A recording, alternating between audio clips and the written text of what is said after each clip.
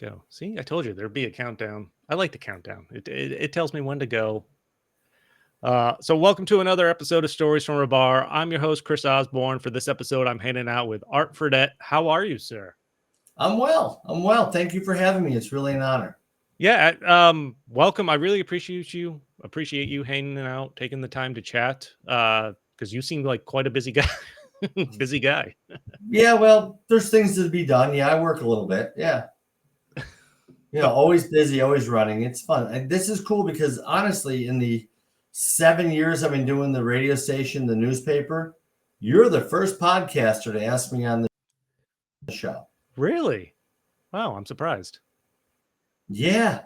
Well, yeah, so I was super excited to do this with you. That's awesome, and I appreciate that. Yeah, I was so not the last episode I did. That was with a ukulele player down more in southern New York, Jeff Howard, cool guy. But the one before that, I went to Other One Brewing and hung out with Randy Lewis. Yeah. And he's the one that's like, you got to get in touch with Art. I got some backstory with Randy. I was his paper boy. Were you really? Yeah, Randy and I grew up in the same neighborhood. He was one of the big kids growing up. And I used to deliver papers to his house, the Troy Record. Oh, wow. Back in the day. Yeah. So are you local? You grew up in the area? Oh, I'm born and bred in Nice. Troy. All right. Yeah. Every neighborhood but Sickaway I lived in. Wow. All right. Yeah, I was born and raised in Schenectady myself. Moved and lived in South Carolina for 5 years. When I turned 15, came back right before I hit 21, and I've been here for 20 years ish now. That's cool. I love South Carolina. Without saying, dude, it was high school. I started college down there. I'm not on the same line politically as a lot of people that live down there. I'll just say that. But yeah, because I lived in the Spartanburg, Greenville area, which was like the Northwest.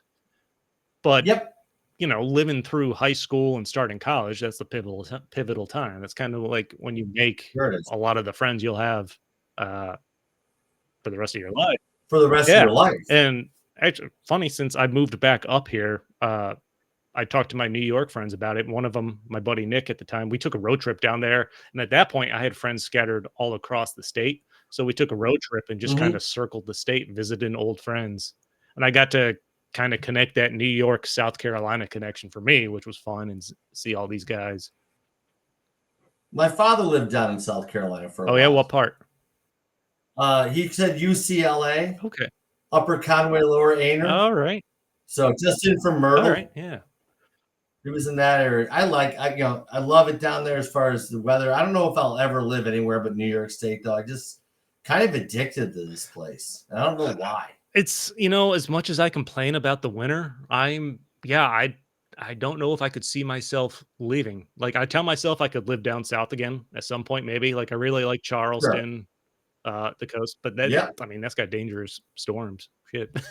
But I don't know. This is where I was born. Like, I've grown. Schenectady has boomed so much.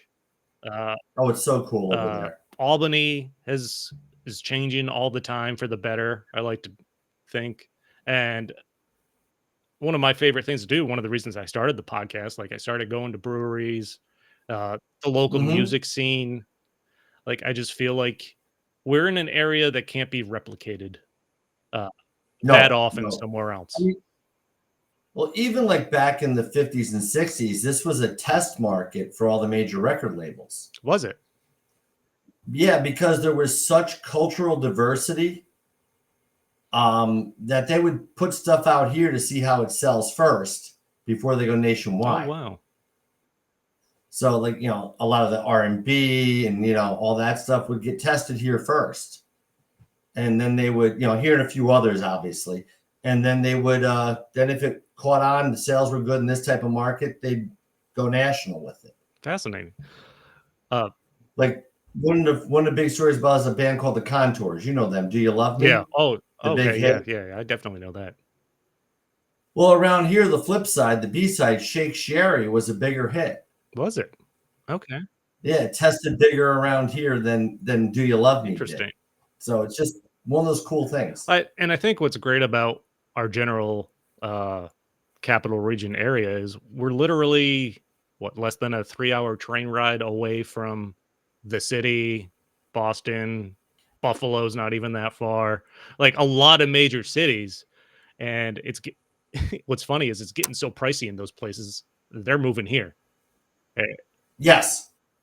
And You know, when I had my first bar, and this is back pre-internet, booking agents would actually call you on the phone.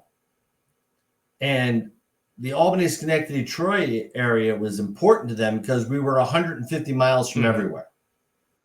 150 miles from Boston, 150 miles from New York City, Syracuse, Rochester, Buffalo. We were routed right between everything. So you would end up like, a phone call going, hey, can you book so-and-so on a Thursday night for $200 in cheeseburgers? Because they're not playing Boston to Friday. So you would get fairly good acts at a really affordable price on off nights because they had to route them through. And, the internet changed that for routing, but it's still, I drove out to Boston not too long ago to see a show. Okay, big deal. 3 hours each way, big deal. Just jump in the car and go. We're really centrally located for a lot of stuff. This corridor makes everything very It does, easy. yeah. I've hopped on the train down to the city for a few shows, like Jimmy Eat World, Yellow Card. I did on a St. Patrick's Day weekend. That was crazy. I've gone to Boston when after Tom DeLonge left Blink 182 and was doing Angels and Airwaves, like their very first concert they did in Boston, right Yeah. behind or not Wrigley Field, that's Chicago, but the Green Monster for Red Sox Stadium, some club, I think it was called Avalon. But yeah, I've been down to the city for a bunch of shows, and it's great. And Empire Live, man. They were getting great shows in Clifton Park, which always blew my mind. But coming to Albany, yeah, they pull in a bunch of great bands, and I love that it's next to the Hollow. Whenever I go to those shows, I go early. I go to the Hollow for an appetizer and a few beers. I Oh, and I ran absolutely. into the drummer for Jimmy Eat World there, my favorite band. If you can't tell, the poster's right behind me. I'm like, No, and it's great. that whole group down there is just kicking butt with that place. I mean, Empire Live is cool, and you got underground also. So you can have two different scenes going on at the same time. You got the Hollow up the street. You got Wizard Burger across the street. You got McGeary's just over the way. I mean, it's a wonderfully located place. It's funny because when they're in Clifton Park, and I live up that way. Okay. Right.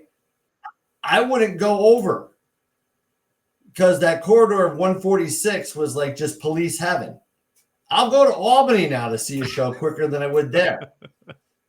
I also don't drink like I did in those days, but just the same, it's what they've done. It's a great room. The sound is good. I'm going to be there this Sunday for Punk Rock Flea Market, hanging out all day long. So it's just cool. Like you said, the music scene around here, it's just amazing. Yeah. Like, I built my career on it. Exactly. And I threw out, some bigger name bands, but our local music scene is great too. And one thing I've done doing the podcast is gotten to know a number of people, like the guys from Erie. Love those guys. I still friends with them. Sydney Wordley. I've talked to her a few times. Amazing. They both put out albums this year, which are fantastic. But I want to talk about you. You're here on the podcast. Okay. There's a lot of stuff. I don't like to talk about myself, actually. Well, like I said, we'll go off on tangents, but okay, cool. I want to run through a list of stuff I know you're involved with. But first, I want to talk about my drink of the episode. I like to have a beer when we do these, support local places. It being fall, what is it, October 2nd, I think, 1st? Is it 1st? Okay, we're early October. Common Roots Fritzy Oktoberfest is what I went with for this particular episode. Big fan of Common Roots. I've had those guys on the podcast based up in Glens Falls. Super nice guys. Of course, they took over the pump station in Albany. Just one of the coolest places if people are in Albany to check out. That place is amazing. Yeah. And even before they owned it, when it was the pump station, now that they owned it, it's still awesome. It's just a really neat place. Great vibes in that place. Absolutely. Yeah. Too. Plus, I recorded a few early episodes of the podcast there, which was fun. They have an awesome upstairs area that you just looks out over the downstairs. So that was super cool and nice of them. But also, happy fall. We are in October. Well, it's been fall for like a week and a half, but I don't feel Yeah. like it's fall until it's October at least. I scraped my windshield this morning for ice. So it's It, fall. it was a little chilly this morning. Like I woke up and I think the thermostat said 63 or 64. I'm like, oh shit. It was 33 degrees when I got in my truck this morning Oh to come to wow. work. Yeah. Like I said, I had to scrape my windshield and I was I didn't have to not scrape, but I pleased. did go out and it is that time of the year where I have to look outside and see if I need to start the car first. Right. Right. Any big fall plans? Are you a fan of fall? Fall's my favorite time of the year. Now, as far as plans, no, just work and whatever events we're involved with, or just getting all the wood inside for the wood stove. That's a big fall plan Geez. for me for the winter. No, it's like I'm lucky. My job is to see entertainment. It doesn't suck. No, how could it? So that's what I get to do, and that's what I quote unquote get paid for. So it's great. That's awesome, man. And speaking of that, I mentioned you were a busy guy. Let's run through a list of things you're involved in that at least I know of. Okay. Where'd you go? And we'll dive in deeper. Hours streaming, Yep. radio. You're also on the air daily, a couple hours, right? Publisher, Xperience Monthly, a publication. Each issue focuses on music, art, culture in the capital region. Hard copy. Those articles are, of course, available through the website and things like that. The Listen Up Awards, which started just back in 2022, I believe. 5 years ago. This is our fifth year coming up. Collaboration with Mirth Films, Music Choice or People's Choice, celebrating the local capital region. Anything else I'm missing? No, that's a little current. Yeah. That sounds like former member of the Lawn Sausages rock and roll band from the area. Owned a bunch of clubs and bars over the years. Worked for every radio cluster you could think of in the area. Wow. And it's just kind of wedding DJ at one point for 20 plus years. Right. Yes, played Celebration for Aunt Sally and the Moo Moo every weekend. It's funny, as I was prepping for the episode. Well, I've been aware, of course, of RadioX for a while, followed the social media, have listened to it when I've been able to, and things like that. And it's awesome, just because it's just a great variety, if anything else. Like, just flipping through stations, I'm like, I can listen to.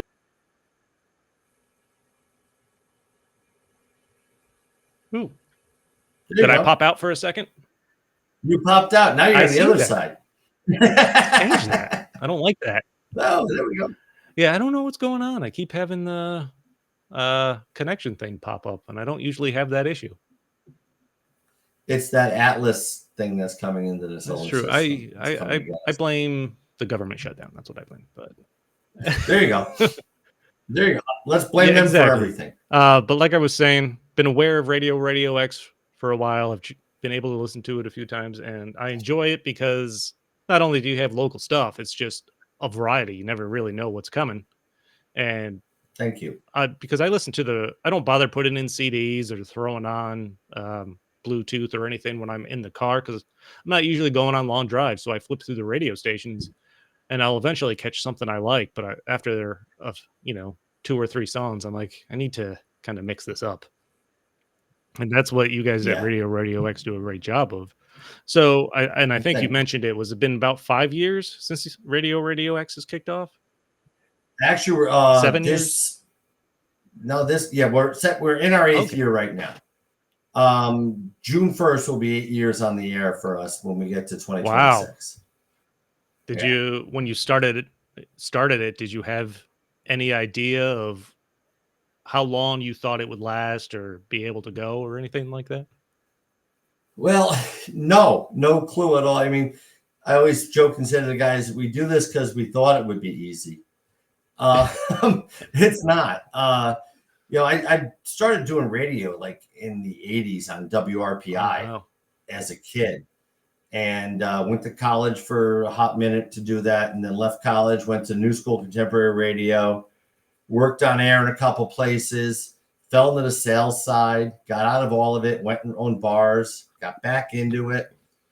And the last place I was working, they sold out. They just sold all the stations off. And I said to my wife, I'm like, I can go back in the bar business, or I can try this internet radio thing. And she looked at me and said, so tell me about the internet radio thing, because the bar business isn't good for relationships.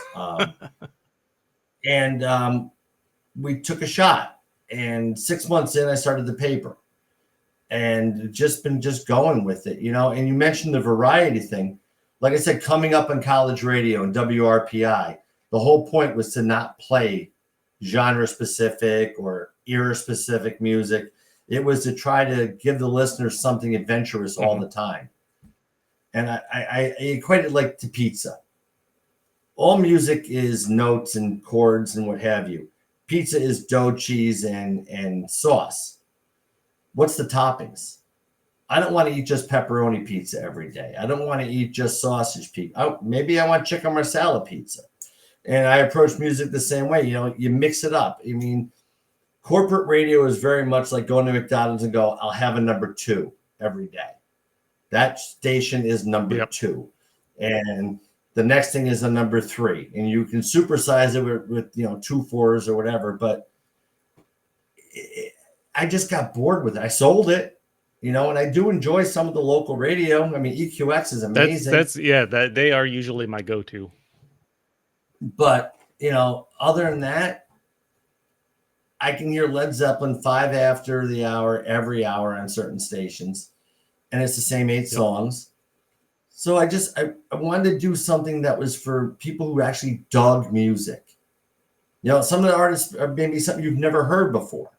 Or it may be a cult artist, or, maybe I'm turning you on to something, or I'm playing something you haven't heard in forever. I just need that. I don't want to get stuck in that concrete thing that people do, especially as they get older, where they listen to one thing and that's all they do. Because I want to be excited by music like I was when I was 15 here in, Joy Division for the first time. I want that all the time. I'm hungry for that. So that's how we approach it. And that's awesome. Here. Well, I'll tell you this, because whenever I have podcasts scheduled that I'm doing from home like this one, I will sit down at my laptop, and at least an hour or 2 before, I'll have a beer, or even maybe on a week, at least a night where I don't have to work the next day, sit here and just kind of go music hunting. Like, I use Spotify. Like, I have a lot of problems with Spotify and the way they treat artists and the payouts and everything. But I will admit, I use it as a tool to try to find new bands, at least. Some of them I've found, and I've been able to reach out and have them on the podcast, which has been fantastic. And it's led me down all kinds of cool paths. Go right down a rabbit hole. Yeah, man, you really do. Like, I've looked up a certain label, and then found them and went down the rabbit hole on their bands, had 1 or 2 on, and it connected me with these other groups. So I've been able to use it as a tool, at least. Yeah, it's like I have an 18-year-old daughter, so she's my connection to what the kids are liking, and then I have a 32-year-old son, and he's my millennial connection, and then I have a 37-year-old son, and he's another connection, and I use them like as resources. Everybody's like going crazy right now about Youngblood. Well, my daughter's been listening to him for 4 years, and we sneaked that in. I mean, she called me one day and said, hey, I got tickets to see this artist called Chapel Roan. Will you drive me out on Friday? And I'm thinking, okay, where are we going? Buffalo. So we drove to Buffalo and back in one day with my wife to see Chapel Roan. And we saw it for $25 before she blew up. And that turned me on to that whole. And you start looking these people up on Spotify or Apple Music. And then you start going through the playlist, even YouTube. And, keep finding people similar. Next thing you know, you're 25 clicks in and you're so many pages away from where you started, but you've been turned on to so much cool stuff. Yeah, man, absolutely. It's caused me to develop connections with punk bands I never thought of up in Western Canada, Sure. out in California. Yeah. Uh, a couple, one pop punk band called Free Friends. I became friends with pretty much. They're from Baltimore. I drove out to I'm gonna write that down. Hold on. yeah, Free friends. they're from Baltimore. I actually drove out to Oneonta when they had a show a summer or two ago and met them in person. But yeah, I like to use it as a tool, but and every once in a while, that's why I like EQX. I know what I'm good I that love them. because they're gonna play shit I know I probably haven't heard yet. So they've turned me on to a lot of bands. Um, classic rock, I know what I'm gonna get with that. Wavy, which Ralph Ren is running. It's a great station, but Yep. I know what's I'm gonna get from that. Sure. But He does a good no, job with them, though. he does. That is, Yeah. it's a good station, just like the classic rock and EQX. Sure. What got you interested in radio to begin with? You talked about a lot of past radio experience. How'd you get into it? I was a young kid, and I was the kid who was literally under the covers with the transistor radio, listening when I was supposed to be asleep. Back in the day when WTRY was actually only AM, and it was a big deal. And they were top 40 radio, and then they were oldies, and I would listen to the oldies shows and all that. And I was buying records, and my father was friends with a guy named Jim Barrett, and Jimmy had a radio show he started in 1967 up on WRPI called Kaleidoscope. And they were talking one day at a track meet. His daughter ran for the women's, the girls team, and I ran for the boys team. And they would talk. And he's like, "This kid's driving me nuts. He's just buying records, and I know you do radio. Could you take him and show him what the radio show is about?" So I went up, and I went up with my 4 favorite albums, and let me play 4 songs. And at the end of the show, he said to me, "Would you like to come back next week?" And I'm like, "Yeah." And he handed me a crate of 40 records. He said, listen to at least one song on every one of these records before you come back next week. And I want you to program an hour. And I dutifully did my homework and got blown away by some of the stuff he put in that box, stuff I'd never heard and you weren't going to hear in the radio around here, especially then. And that was it. The bug was there. I get to go on a 10,000 watt transmitter at the time as a high school junior and play great music and hang out with this guy who's become my best friend and my mentor and do this every Monday night. Are you kidding me? And the bug was there. And that got me into everything else I've done since then, to be honest. Everything. Oh, that's awesome. Actually, the last episode I took to graduate college, I was going to St. Rose. Okay. I needed to take a summer class, or I thought I'd be able to take an online summer class to get like the last 3 credits I needed to graduate. They were all Mm-hmm. full, at least the ones that I hadn't taken yet. And I remember I emailed an instructor. I'm like, "Listen, I need these 3 credits to graduate. I know the class is full. Can you let me in?" And they're like, "No." Like, it's an online class, man. It's not like you have to see me in Yeah, person. right. It's not like there's real So, yeah, estate so I had to involved. go back in the fall for one class, and it ended up being a radio class. Well, that's Yeah, so cool. I took this radio class as my last class at St. Rose to graduate. That's kind of where I got the editing for the podcast, which this was a number of years ago, of course.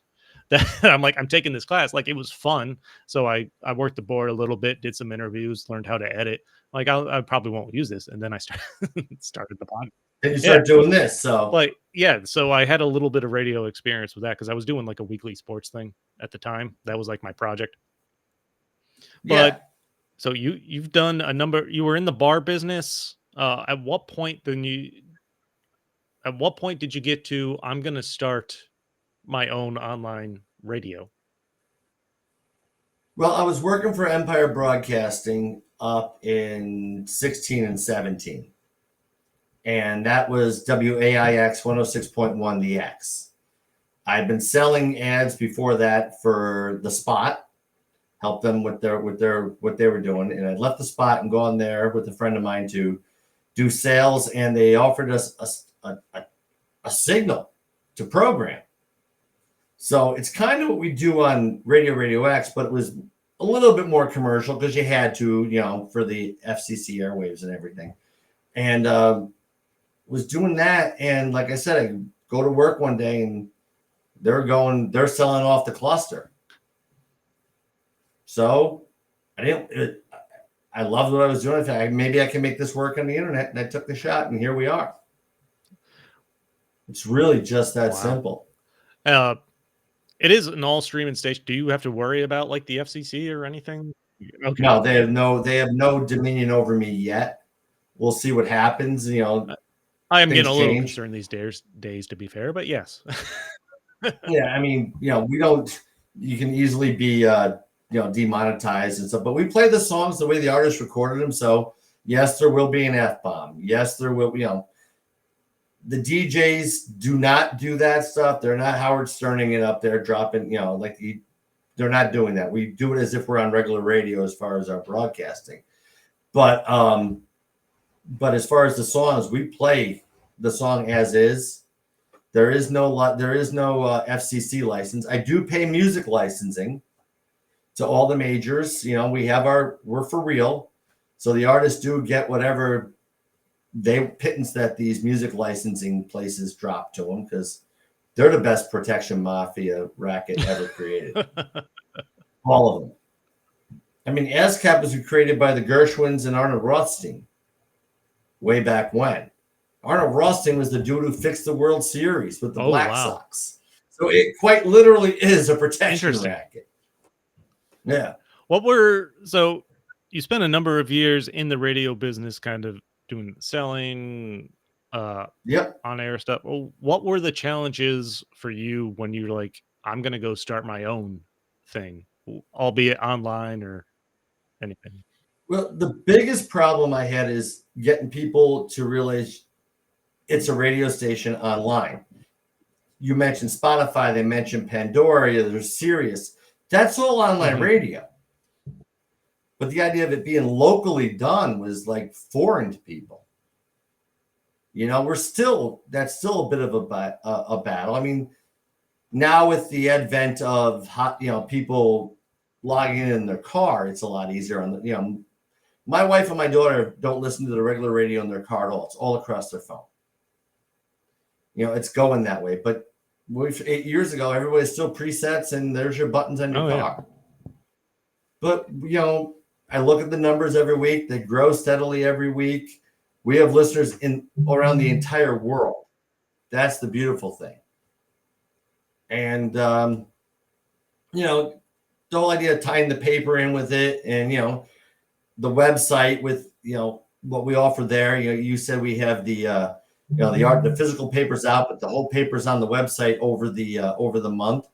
So yeah, it's growing, but getting people to change their listening habits and get them away from like the giant streaming platforms is the hard part. Pandora's there, Spotify's there. They're boring. After a while, they're no different than anything you hear programmed by iHeartRadio. It drops. At first, they throw you all kinds of variety, and then they drop you down to the same algorithm for everything as always. Yeah, absolutely. We don't have an algorithm. We have a lot of human error. We love it. That's the best. Yeah, because you guys, you've got a number of DJs, they all program their own shows. I talked about you also being an on-air personality. I believe it's 10 to noon weekdays. 10 to noon, Monday through Friday. Even despite that being a 2-hour block, how much work goes into preparing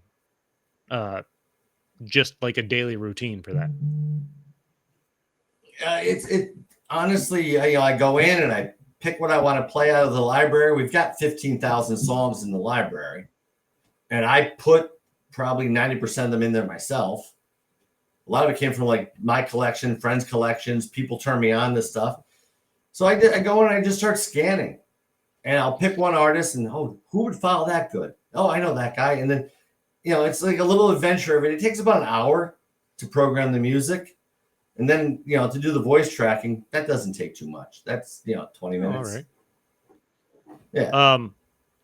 You also got into print, like we talked about, which is an interesting media to try to get into these days. Well, Yeah, so well, let again, I didn't know the backstory behind all of this. I only knew of it. So the Radio X started, and then you got into Xperience Monthly, the print uh, magazines. Not probably not the right word, but publication. publication. So, like, what was the inspiration for that once you got up and running with the radio station? Well, the radio station was up and running, and we were doing okay. We were selling a little bit of ad copies here and there, but advertising is how I pay Hmm. my bills. We're a for-profit business, and just like every other small business, we got to pay our bills. So this is gonna sound so corny, but I woke up one night, literally in the middle of the night, and I had an idea. So I grabbed a beer, and at the time I was smoking a pack of cigarettes, and I went and sat down next to the wood stove in the basement with a notebook, and I sketched out the idea of why don't I do a publication? The spot was already around. I'd worked for them as a salesman. I figured they do something that's really cool. They do it 52 times a year, which is A lot. incredible Yeah. to me. Yeah, we do 12. Well, actually 13 a year. And that's a heavy lift sometimes. And I said, well, I want to do something a little different. I want to do a paper. I know how to sell ads in it, and if you can sell ads, you can figure the rest out because you got to pay for it. So I just sketched out an idea, and I went around to my friends and people I knew, and I got a couple writers, and sold it on concept. And 2.5 weeks later, the first issue was Wow. out. We did 24 pages. I actually have a copy of it back here behind me somewhere. It's a cute little thing. And but when I start getting discouraged, I pick that thing up and go, "This is where you started. Well, yeah. This is where you Yeah. It's started." been a number of years, like you said. Do you take those? What's it like when you have that moment where you do you have those moments where you need to look back and remind yourself, this is where it started, this is where I am, and 2 weeks ago, motivation to go forward? yeah, 2 weeks ago, I had that moment, and I looked at that paper, and actually, Rob Smittix brought me, and he goes, "This is where we started. Remember?" Because I was flipping out over something like you do, very picayune, not a big deal, but sometimes molehills are mountains. And he's like, "Hey, this is where we started. You're complaining over a problem on page 33 of this." And he held up the last month's copy. I'm like, "All right, I get it. I got Billy Gibbons and George Thorogood on the cover of this one, and Jeffrey Gaines and Michaela Davis and all these people in this paper." But I started with 24 pages where the big deal was an interview with Skeeter Creek. Now they're great. They're a great local band, but Billy Gibbons and George Thorogood now, So, and we still support a lot of local, but I only get these bigger names because they're playing local Yeah. venues. And the idea is you interview them, and it gets people to the local venue, and that keeps them open. It's a whole ecosystem. So yeah, it's sometimes you can't see the forest for the trees. I know it's a cliche, but it's true. But I get that because it's when I started the podcast, it was of course focused on breweries and uh, Mm-hmm. local bars and stuff like that. And I want beer and music. Those are like the two things in my life that I just enjoy. Now, I enjoy going to these places. I like talking to people, hearing about the business. Music, I've fucking always loved. Um, Sure. from a kid growing up through now, it's just one of my favorite things. Uh, and I thought at some point I'd get into having local bands and stuff like that on the podcast, and I did. And then I'm like, it's my podcast. I don't even remember how I got talking with bands like outside of New York. I think I had looked up a specific record label and then just went down a rabbit hole one night of the bands they had listed. Uh, I found one and I reached out that enjoyed, and I reached out to them, and then it just kind of took off from there. Like now I have Sure. bands that knew this band that reached out to me. I'm like, and I'm not going to say no to people because everyone No. has an awesome story. So, and that's one of the things I've learned. Plus, I feel like it also helps get the word out locally because I talk about the local music scene. I at least bring it Sure. up during the conversation. And well, if I get enough attention for this band, maybe they'll come here at some point. So And maybe somebody watching your podcast from yeah, somewhere else will hear one of our bands and go, "Hey, come yeah. on out." And again, I mean, my there's a thing called the Mile of Music they do out in Appleton, Wisconsin. Local bands from here consistently go out and play this thing every year. Super 400's been out there. Girl Blue's been out there.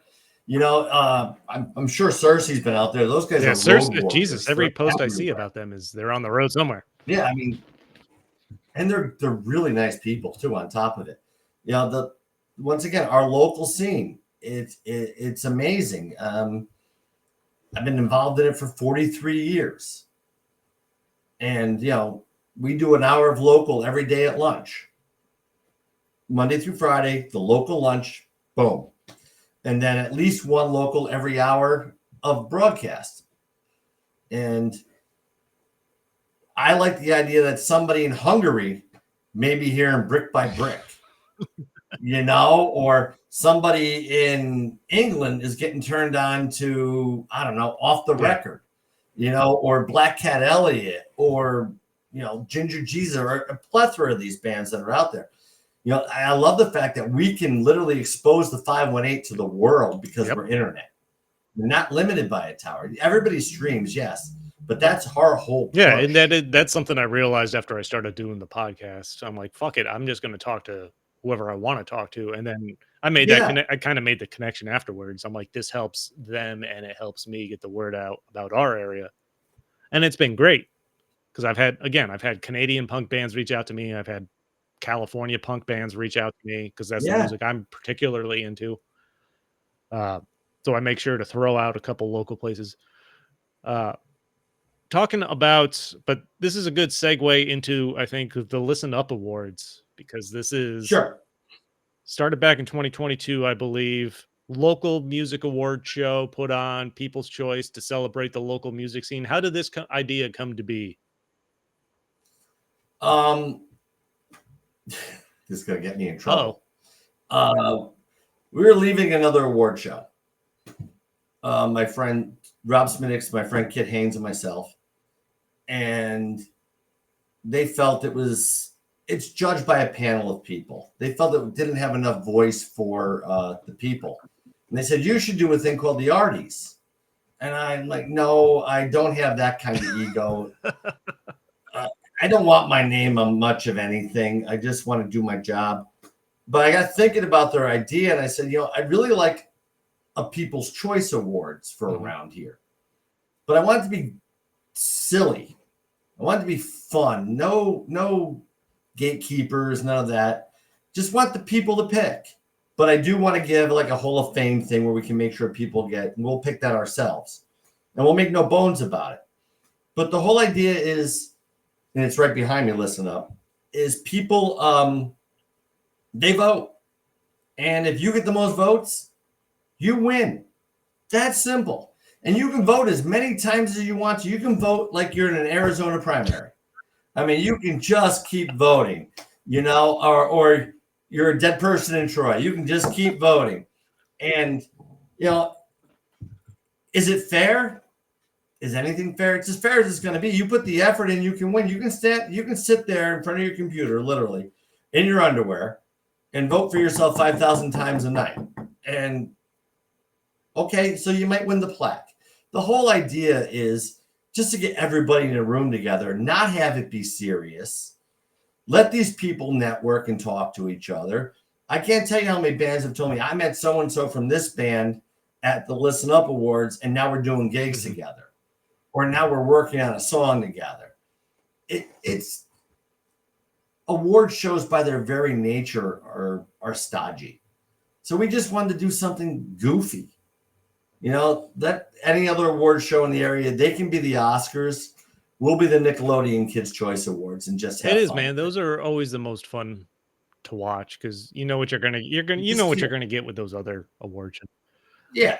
And actually, I don't know why. This made me think of when I'm watching like a big sporting event and there's like a Nickelodeon version of it, and they the Nickelodeon Super Bowl rocks, dude.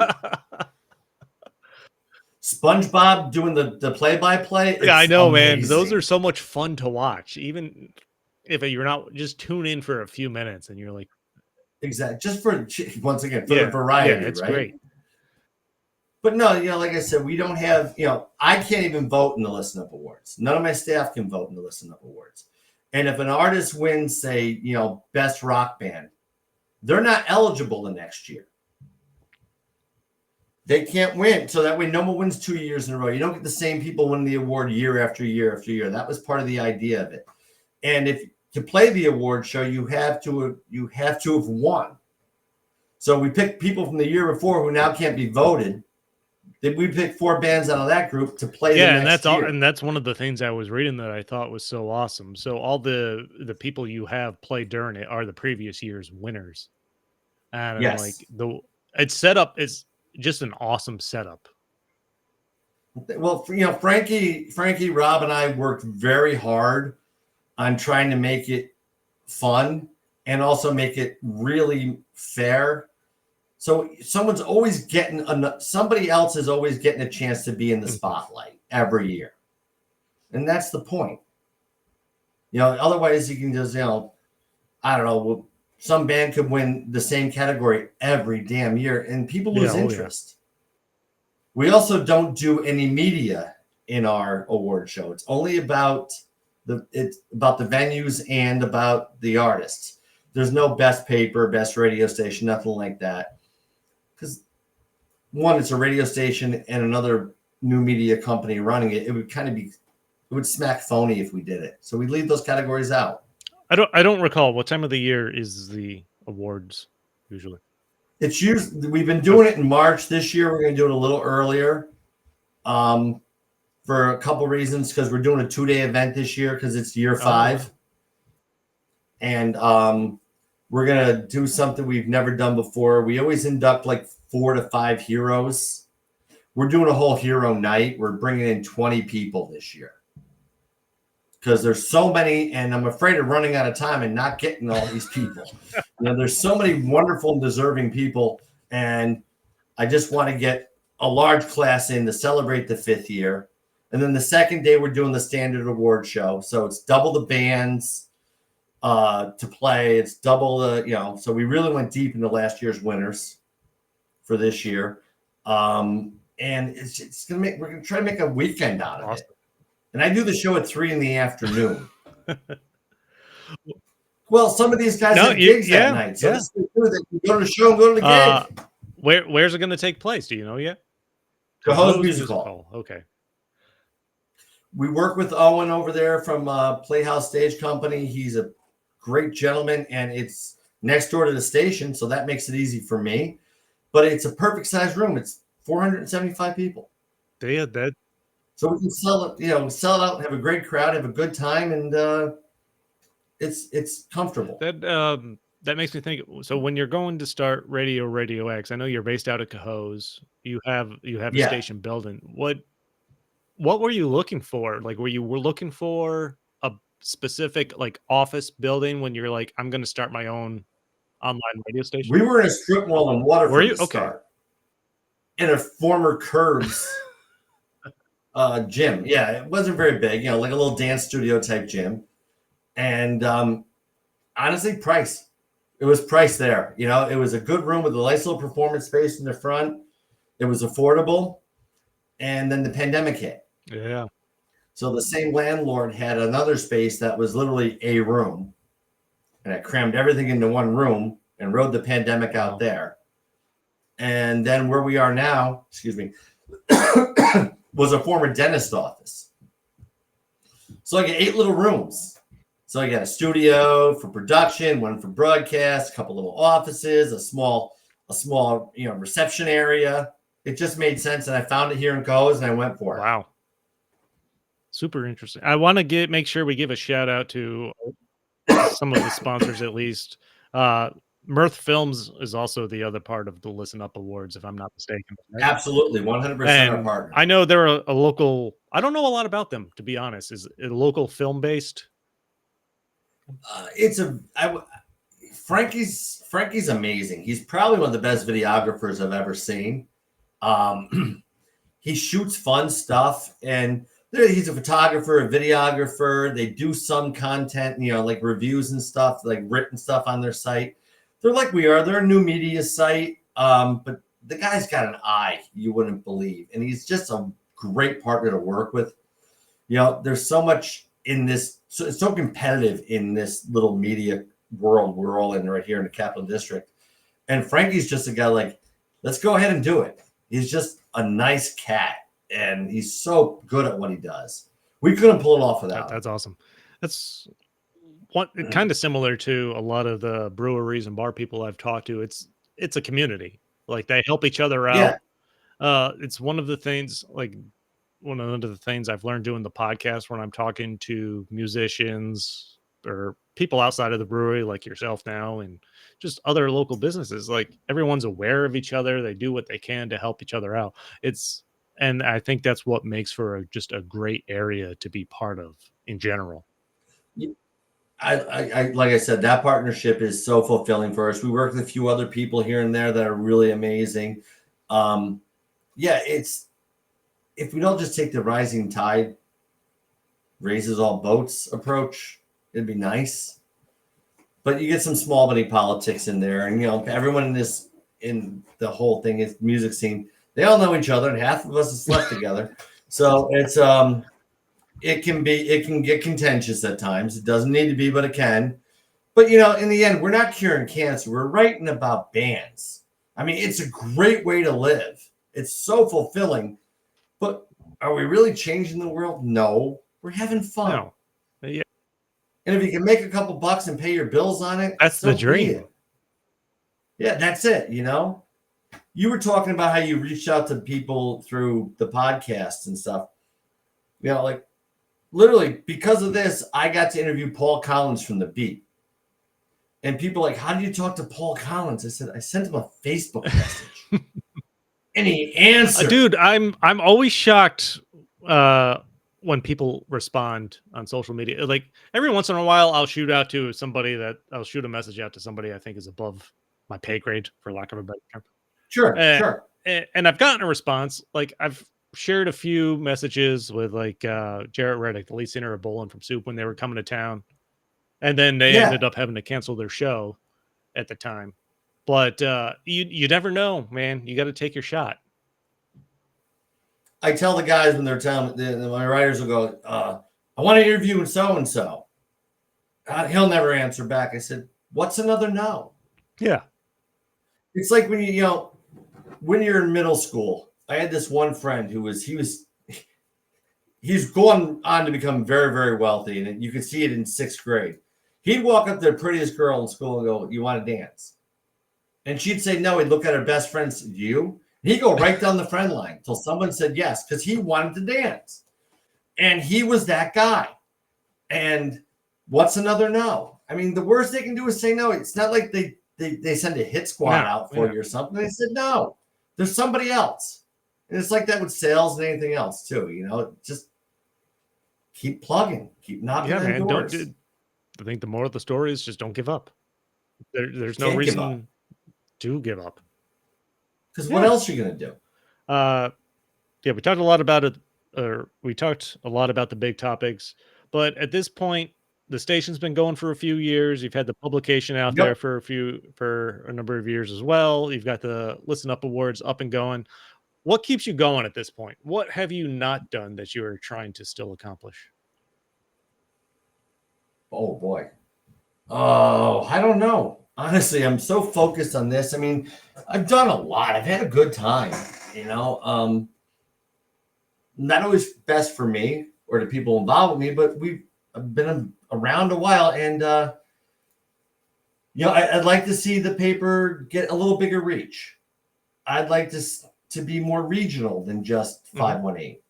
I don't want to be bound by an area code. I don't think any of us should want to be bound by an area code, even like local musicians, okay? Get in the van.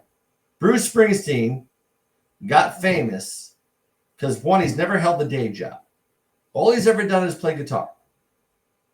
And he got his buddies in the band, and they went out and they got in a bus or a tour van or something, and they went out and just did it till the tires fell off. And they could have stayed an Asbury Park band forever, but they didn't because they went out and got it. And that's what I want to do with this. I want to get into maybe a couple more markets. I don't know how yet. I don't know if it'll happen, but that's the goal. I mean, the station's worldwide, so I can't do any more with that. I just want more listeners. But with the publication, I'd like to go regional. Maybe down the Hudson Valley, maybe over towards Northampton. I don't know. Utica, Syracuse. Who knows?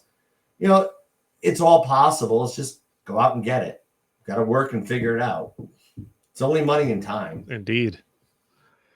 One question I want to wrap up with. Something I enjoy asking people because this opens a door for new music. What are you currently listening to? Oh boy. Currently I've been going backwards. I haven't been listening to as much new as I'd like to, but I've been getting back into like Tim Buckley, John Coltrane, jazz, Tim Buckley's folk, John Coltrane, jazz. I've been going back to a lot of old, really early rockabilly stuff, just because it's fun, like Billy Riley and Carl Perkins and Wanda Jackson and all those type of stuff, just because the rootsiness is so fun, but it depends on the day. You ask me tomorrow, I might be down a Velvet Underground kick, or I might be listening to tomorrow night. I'll be listening to the new Taylor album. And I'm not even being ironic. I'm curious to hear it. You mentioned Chapel Roan earlier. Like, I like Chapel Roan, but if I have to hear Pink Pony Club one more time, I'm going to shoot my brains. Yeah, and that's it's a great song, but it's once again, it's the stairway to heaven. It's a stairway to heaven approach or Freebird approch. Get on something else. That is like, I've listened to the album and it's great. But I don't know what it is about that song. The radio stations just got that, and then that's all they want to play. There's a couple earlier albums of hers too that are independent stuff. You might want to check out. Some of it actually smacks of Susie and the Banshee a little bit. That kind of Susie Sue kind of gothy stuff. There's a lot more to her than what just Pink Pony Club and Hot to Go and But you're saying about the Taylor thing is, first of all, my daughter's a Swiftie. She's 18. My wife likes Taylor Swift. They're going to see her. Matter of fact, I drove my daughter and my wife to Detroit and back in in a day to see. Well, it was a 2-day trip by the time, but it took to see Taylor on the Reputation tour. I slept in the car while they watched the show, but she fascinates me. One, she is a good songwriter. It's not my cup of tea mostly, but the girl knows how to craft the song. And she's a great musician. She's got a good voice. She really does. I can't complain about that part. Yeah, there's songs that are hit or miss for me for sure, but I'm like, her marketing ability. Oh man, she is a business professional. It terrifies me. She must have sold her soul to somebody, or she's a goddess or something, because to be that deep into it and do it that well, it's amazing. Also, she's the last megastar.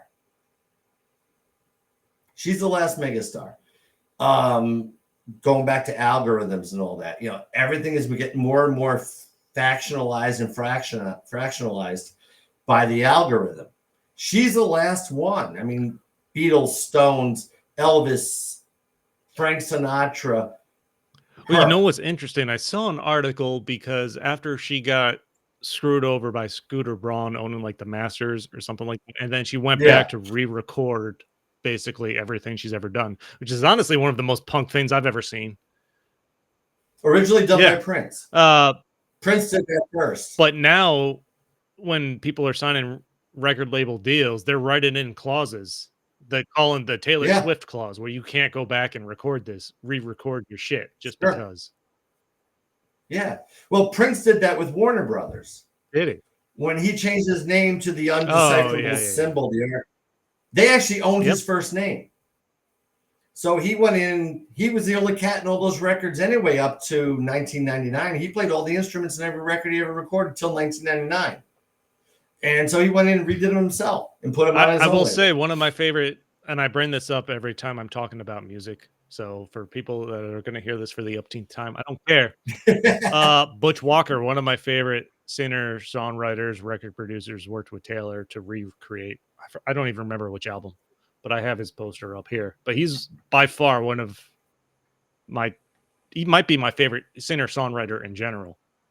A full band is Jimmy Eat World, but Okay, yeah, Butch Walker came from the Marvelous Three, 80s hair metal shredder, went solo, and has produced just a ridiculous amount of stuff to basically fund his own music career, which is awesome. But that's cool. yeah, because Taylor was even doing one performance, maybe I don't even know, one Grammy performance, MTV performance, I don't know, but he played guitar and has recorded her album. So That's kind of cool. Yeah, you were asking what I'm in right now. The thing that's exciting me the most for shows I'm going to be going to in the future is Justin Furstenfeld from Blue October, okay, the lead singer. I've seen them numerous times, what have you. He's coming to the Troy is Music he? Hall in January, solo acoustic for an open Okay, book tour. interesting. And tickets went on sale like last Tuesday at 10 a.m. And I was sitting here at 9:58 going, okay, got him. Got my 4 tickets right away. I mean, that's another band too. Like they got in the van. His cross addiction and mental illness took them got them kicked off Universal just when they were hitting big and destroyed everything. They just stayed together as a group, got in the van and rebuilt. And now they're right back where they were, maybe bigger. No, now that you say that, they've put out a couple songs since they had what was their big hit when they first came out? Yeah. Hate Me? And I Yeah. wasn't a huge fan of that. And then they went away for a while, and then they came back with a couple songs that I'm like, fuck, man, this is really Yeah, and they're an incredible live band. I owned a bar when Hate Me was big. And you get the 4 drunk sorority girls or college girls going, "This is going out to my boyfriend." It's a song he's writing to his mother and his girlfriend about hating him because he's an addict and doesn't deserve their love, that they'd helped him. And these guys are just bringing it down to, my boyfriend's an asshole. Okay. And you're putting on a pretty good front here too, girlfriend. Yeah. I think I know why he's an asshole. Yeah. But yeah, no, it's once again the whole music thing. It's life. No, those comeback stories are always great, especially when musicians come back after some kind of big, like, record label fallout, and they just get back on their feet with better music than they've ever made before. Absolutely. And Taylor just bought all their stuff back, by the way. Yeah, which $500 million. Well, it's not like she doesn't have the cash, but good for her. She'll make that tomorrow when the album gets released. That's true. I'm not gonna lie, I've been into a lot of hair metal lately, and I blame that on the HBO show Peacemaker because okay. I don't know if you watched that with John Cena. No, I it's funny. I'm on the computer playing Angry Birds and watching Ancient Aliens. I mean, I'm that old guy. If there's a Bigfoot involved, I'm on it, man. So they're getting towards the end of the 2nd season of Peacemaker from James Gunn and John Cena. And I've enjoyed James Gunn. Like, he did Guardians of the Galaxy. Those movies had awesome soundtracks. Yeah, they were fun. And then since Peacemaker's almost all hair metal, and he has his own official playlist on Spotify, and I've just been blasting that shit. It's catchy, like I don't know, man. I love that melodic metal. Like I don't enjoy metal I can't understand. Right. But the melodic stuff, I'm like, I'm into it. Well, it's funny because those guys, when those bands were out, and I wasn't into that when the bands were out at all. It was always like, to me, it was like, the girl metal. It was like the stuff my sister liked. Meanwhile, I was listening to like, Celtic Frost, that kind of stuff. But I hear it now and I'm like, it's good pop. It's good pop. And, I mean, those guys are selling places out now because there's a big revival. It's so much good for them. I hope they make a lot of money. I hope they have a good time. Yeah, man. But I've been enjoying that. I want to give a particular shout out to this. I think they're a Southern New York band, Keep Flying. I don't know if you're aware of them. No, I'll be looking. I'm writing bands down as you talk through this whole podcast. Keep Flying, pop punk, hardcore kind of mix. They just put out a new album earlier this year, Time and Tide. Their song Super Symmetry is on that album. Gonna be one of my favorite songs of the year. I don't care what comes out the rest of this year. This will at least be one of the top songs of the year for me. And That's actually, I cool. just started getting into this other band from Baltimore, an indie rock band called Have Mercy. They put out a new album Hmm. this year, The Loneliest Place I've Ever Been. And I mentioned this on the last episode I did, but I'm still listening to that. Like, um, those some of those fucking songs just for like, I'm gonna throw out an F bomb again, but fucking hit the core, man. Like lyrically, If it speaks to you, man, that's what yeah. matters. Yeah, I mean, that's how they, as a kid, I got hooked into like Lou Reed, Bruce Springsteen, Bob Dylan. The lyrics first for me. It was never the music as much as the words, That, and then I got to listen to people like, Tom Waits and Marianne Faithfull. And when Tori Amos happened, you know, wow, and they all spoke because for me, it was always the lyrics first.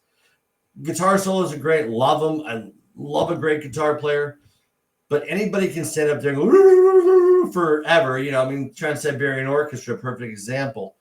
But if there's more, like Richard Thompson to me is the complete artist. He's an incredible guitar player. He writes wonderful songs, and he's a great performer. It speaks to me, like you're saying. If it speaks to you, yeah, that's the man. thing. I've never been able to get into the screamo or Mm, uh bands like even Slipknot where I can't fucking understand what they're saying. Like I want to hear the lyrics. Like that's how I connect yeah, to the song. Yeah, the musicianship is cool, sure, but I don't connect to just that. right. If I want to hear great musicianship, honestly, I listen to jazz. Rock and roll for me, and for singers, I want to feel. I want to know that they're Yeah. feeling it. There has to be some heart to it. I mean, perfect example. Kenny G is to jazz as Kenny G is to jazz. Man's a great technician. He just, he plays perfectly, but there's no heart in Hmm. it. That was always my problem with like Joe or Yngwie Malmsteen. Really fast and really good, but it didn't have the heart. Keith Richards once said that the magic is in the mistakes when you're Oh playing yeah. live. And there were no mistakes. It was really technically proficient, but it just felt hollow. It's an interesting balance between going to a concert and wanting to hear what you heard on the album, note for note, and that Yeah. live experience of being in the moment. Like, what outweighs the other? Like, what makes I just saw Neil Young in the Chrome Hearts, right? And that's Micah Nelson, the Particle Kid, and his buddies in the band, and they're backing Neil. Neil's as sloppy as they come, always has been. And he does Cinnamon Girl, and it's not going to sound like the record. It's not going to sound like the last time you heard him play Cinnamon Girl, but he means every Mhm. bit of it, and that's what makes it so magical and so, dare I say, transcendent at times with Neil. He's not. He's a two-string bandit on solos. So he means every note. He means that, and it's just pouring. Yeah, I don't know. Maybe I'm just. I don't know. No, no, man, that's cool. I think we're gonna wrap this up. All We're right. past Well, the thank hour you. mark, so I'll go into my end because when I look at the audio, I don't like to edit past an hour. But so I think that's gonna wrap up this episode of Stories from a Bar. Art, thanks so much for being on, hanging out. Thank you for It's having been me. awesome to talk to you. We could keep going, I'm sure, for another hour. But this has been real fun. I'll have to have one of my guys interview you now for the I'm happy paper. to anytime. Tit for tat. Absolutely. Be Thank sure to you. check out Radio X if you're not doing it already. Online streaming station, RadioRadioX.com is where that's streaming at. Follow their social medias. Xperience Monthly, the hard copy publication, is out there. So this is Xperience Monthly is all over pretty much bars and breweries and random places, right? Any places people gather, liquor stores, offices, coffee shops is Awesome. there. It's got some great interviews in it, articles about local music, art, culture. Um, Anything else you want to throw in? No, just this has been great. Thank you. Absolutely. Thank you so Huge thank much. you to everyone out there for checking out the show. You can, of course, follow Stories from a Bar on Facebook, Instagram, Twitter at Stories FAB to keep up with everything that's going on with the show. You'll find Stories from a Bar on all major podcast platforms. The full video for this will be up on YouTube if you choose to go check that out.